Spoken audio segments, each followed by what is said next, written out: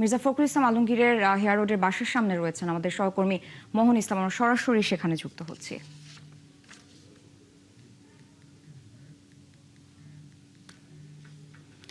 মোহন, আর কিছুক্ষণের মধ্যেই তো বঙ্গভবনে 23তম রাষ্ট্রপতি হিসেবে শপথ নেবেন মির্জা ফখরুল ইসলাম আলমগীর। তো তিনি এরই মধ্যে বাসা থেকে বের হয়েছেন কিনা, সেখানকার সার্বিক পরিস্থিতি কেমন দেখছেন আমাদের জানাবেন।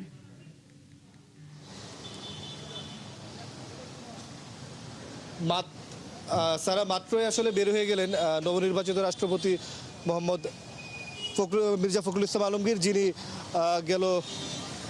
গতকাল যে নির্বাচন হলো সেই নির্বাচনে নির্বাচিত হওয়ার পর এই মুহূর্তে তিনি বাসা থেকে বের হলেন। তিনি বঙ্গভবনের দিকে যাচ্ছেন, অল্প সময়ের মধ্যে পৌঁছবেন এবং পৌঁছানোর পর তার যে শপথ, সেই শপথ পাঠ কিন্তু করানো হবে। এবং আমরা ইতিমধ্যে দেখলাম তাকে বহন করা যে গাড়ি, সেই গাড়িটি বের হয়ে গেল এবং তার সম্পূর্ণ প্রোটোকলে থাকে এসএসএফ থেকে শুরু করে পিজিআর এর সদস্যরা সবাই কিন্তু তার সাথেই ছিলেন। এবং যাওয়ার সময় তিনি হাত নাড়িয়ে তার যে স্বভাবসুলভ যে সম্বর্ধনা, সেই তার যে জনগণ রয়েছে দেশের, তার কাছে সে দোয়া চেয়ে গিয়েছেন। ফলে বলা যায় যে ঠিক অল্প সময়ের মধ্যে তিনি বঙ্গভবনে পৌঁছে যাবেন এবং সেইখানে তার যে শপথের কার্যক্রম, সেই শপথ পাঠ করার পর তিনি রাষ্ট্রপতি হিসেবে দায়িত্ব নেবেন। সারা, মোহন, আপনি থাকুন সেখানে, নিশ্চয় পরবর্তীতে আবারও আপনার সাথে যুক্ত হব।